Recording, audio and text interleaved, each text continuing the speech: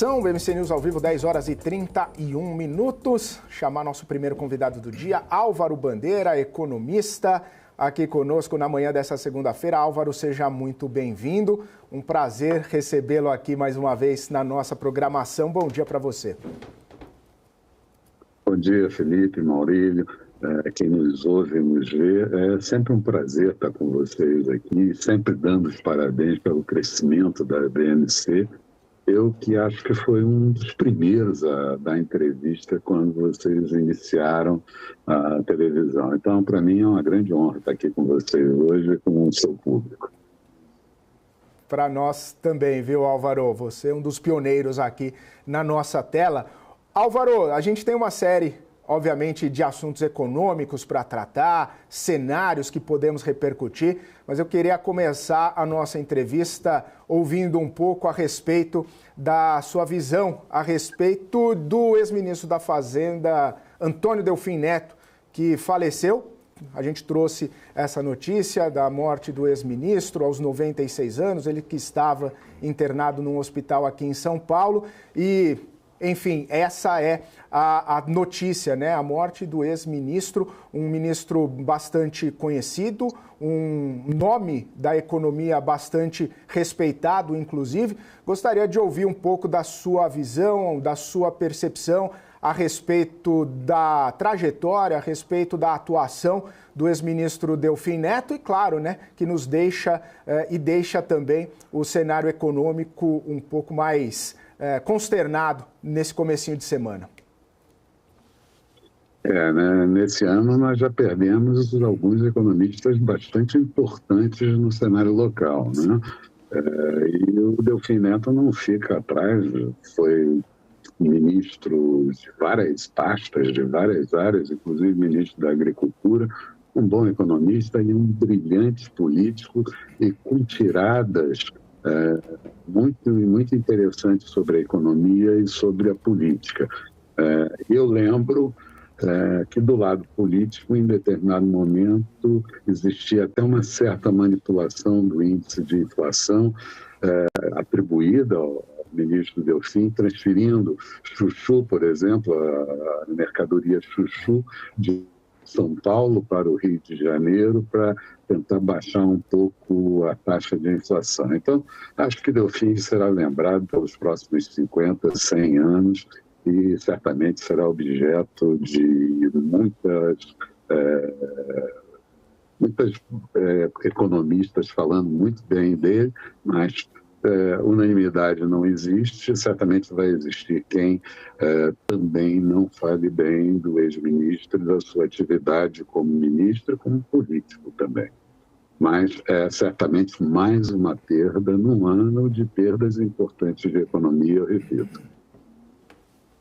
É isso, claro que as ideias, né, e as percepções a respeito dele e desses outros economistas proeminentes que acabaram nos deixando ao longo desse ano de 2024 vão continuar sendo lembradas. Álvaro, uma delas, inclusive, né, é sobre a percepção do Delfim Neto em relação ao papel do governo, né, na economia e a intervenção estatal. A gente tem tido bastante discussões a respeito dessa questão, né, da questão da interferência do governo nas políticas econômicas, a interferência do governo em relação à economia, às empresas, enfim, por mais que ainda seja, né, de décadas atrás, essas ideias permanecem ainda no nosso dia a dia. O que a gente poderia até mesmo tirar, né, de exemplos ou até mesmo de aprendizados nessa relação?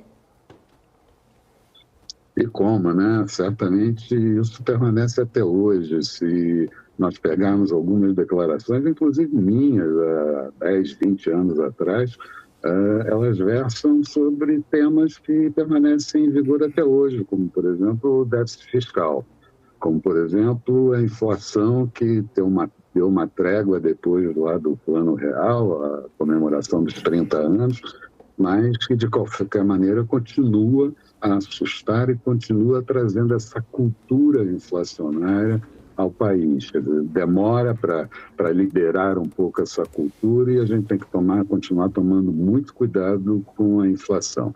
Inflação essa que mexe também com as expectativas.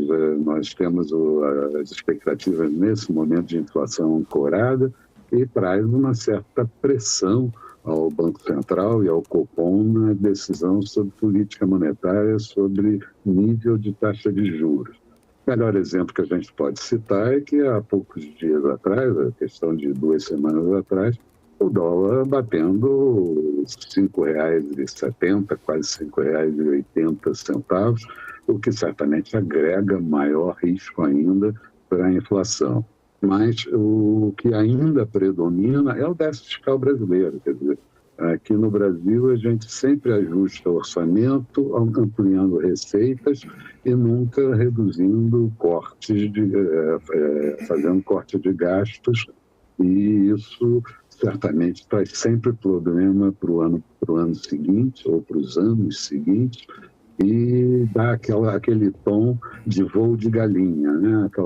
Um determinado ano você sobe bem, cresce bem o PIB, e no ano seguinte você acaba tendo uma recessão, ou nos anos seguintes fica absolutamente comprometido. Então, eu acho que o que a gente precisa efetivamente fazer é o governo interferir menos, o governo estimular mais a atração de capitais, porque o Brasil não tem como expandir muito seu PIB sem investir, o governo não tem como investir, o orçamento é engessado, como a gente fala sempre, e precisa atrair capitais externos. E para atrair capitais externos, nós precisamos de marcos regulatórios eficientes e uma segurança jurídica também perene, também de longa duração, para que os investidores se sintam confortáveis em vir para o Brasil, investir em novas plantas, investir em novos segmentos, privatizar algumas empresas e alguns setores,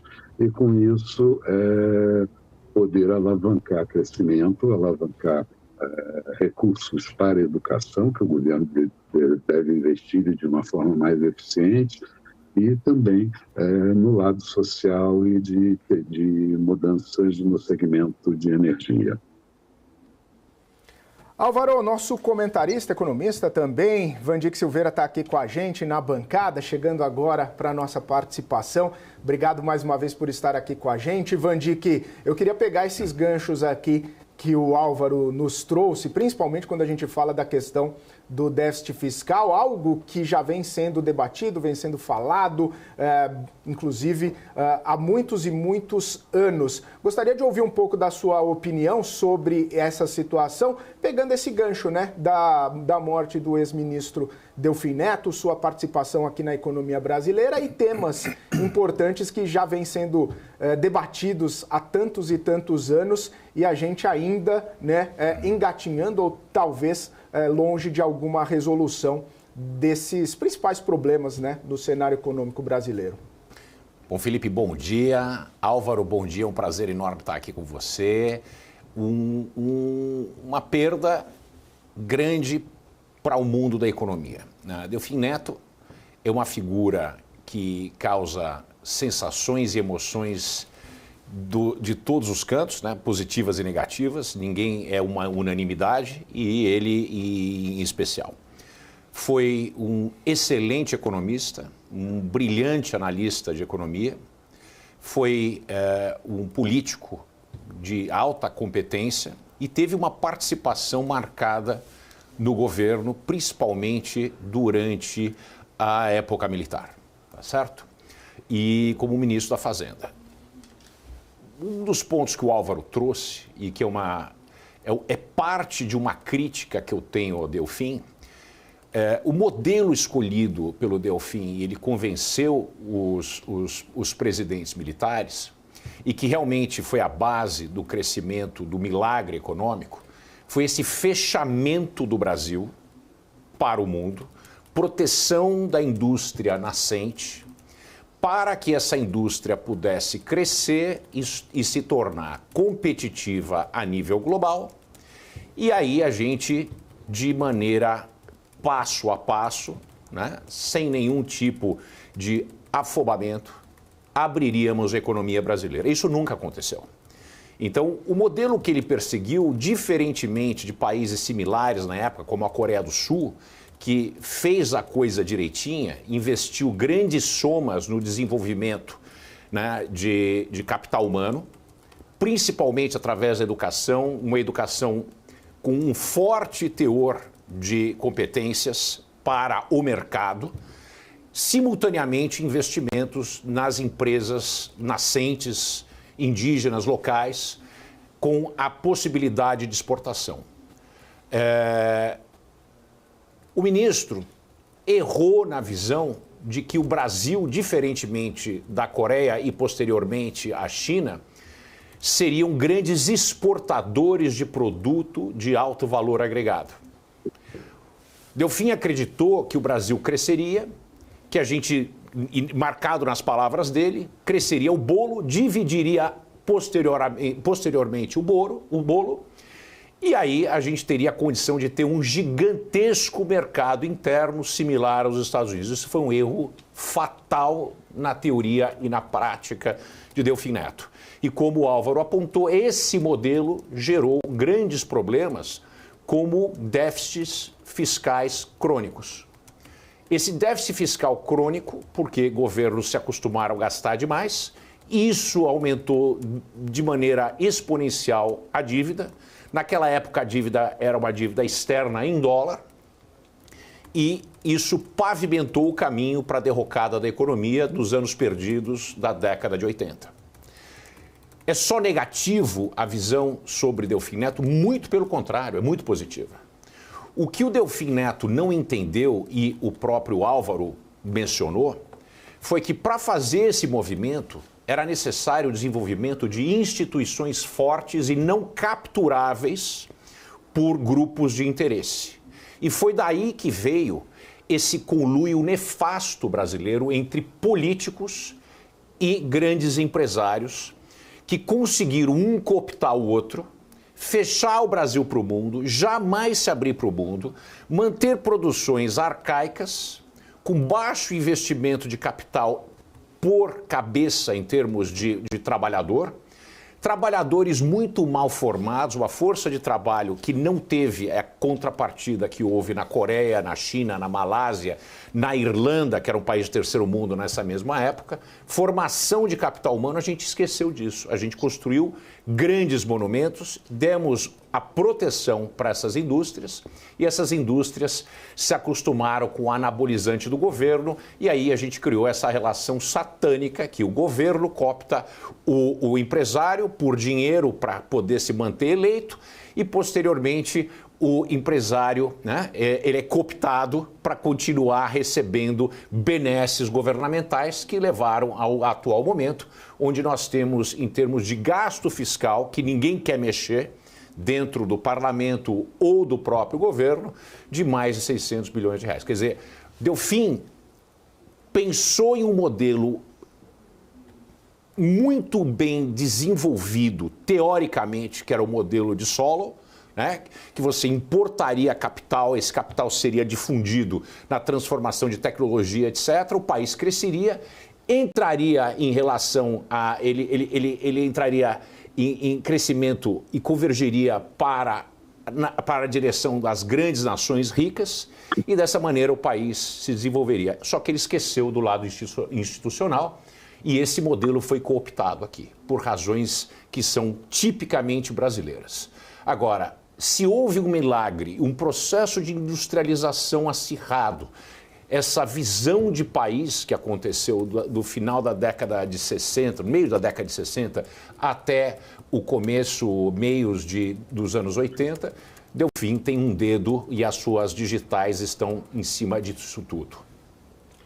Álvaro Bandeira, queria saber se você tem algum ponto a ressaltar ou alguma tréplica a esse pensamento, a essa análise do Vandir Silveira, principalmente coordenado, né, com o que você falou anteriormente, dessa questão, né, de vários temas ainda sendo importantes para serem discutidos, a questão fiscal especificamente e esse protecionismo, né, ao empresariado brasileiro, que inclusive a gente está debatendo ainda bastante, seja na questão da desoneração da folha de pagamento, seja na questão de impostos mais elevados para produtos chineses, enfim, ainda os temas se repetem, ainda os temas sendo novamente discutidos, algo que a gente já o fez há um bom tempo, né, Álvaro? Olha, eu vou começar dizendo que eu tenho horror a protecionismo. Eu acho que você tem que criar marcos que sejam favoráveis e dar espaço para que o capital venha atuar. O marco vai regular como é que vai ser a relação entre o capital e o governo brasileiro na arrecadação, nos gastos, enfim, e uma segurança jurídica. Tendo isso, eu acho que o capital vem para o Brasil. O Brasil é um mercado importante, é uma economia super importante e, portanto, a gente isso colocado numa posição bastante de produtividade. O Van Dijk citou duas coisas que eu gostaria de falar também. Uma deles, ele citou a Coreia do Sul como um bom exemplo, e eu me lembro, Van Dijk, e quem nos ouve, que a Coreia, nessa época que o Van Dijk citou, eles investiam 34%, 35% do PIB na economia. O Brasil tem uma taxa de investimento ali na faixa dos 17%, ou seja, metade do que aconteceu com a Coreia naquela época. Bom, outro aspecto que eu gostaria de destacar é essa relação que o Van Dijk falou com os empresários.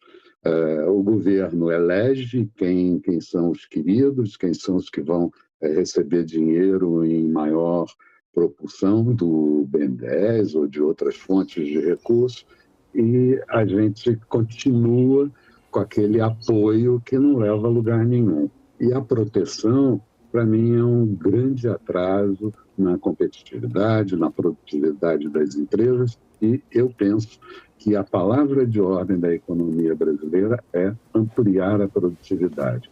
Bom, como é que faz isso? O marco, com uma estrutura jurídica compatível e com boas negociações atraindo capital externo. O Brasil investe muito pouco, o Brasil não tem capital para investir de uma forma mais consistente, principalmente quando o mundo inteiro espera investimentos sociais muito maiores, e aqui no Brasil não é diferente. A gente tem visto crises em diversos países na área social e que precisam, de alguma forma, serem organizadas, terem um olhar mais profundo dos governos, e um certo protecionismo que existe no momento atual, né, Van Dijk? Por conta, desde a pandemia, dos governos se fechando um pouco mais, estabelecendo barreiras alfandegárias, e principalmente dirigidas para a China. E a China é a segunda maior economia do mundo, a economia mais importante, que provavelmente nos próximos anos passaria a economia americana em termos de crescimento, de volume de PIB. Então, eu acho que a gente precisa lidar um pouco com isso internamente, abrindo o mercado brasileiro, mais ou menos naquela posição de Dom João VI, abrindo os portos às nações amigas, mas certamente com muito cuidado. Mas, de qualquer forma, a gente precisa ganhar em rentabilidade, em produtividade e volume de investimentos. Álvaro, mudando um pouco de assunto, mas seguindo aqui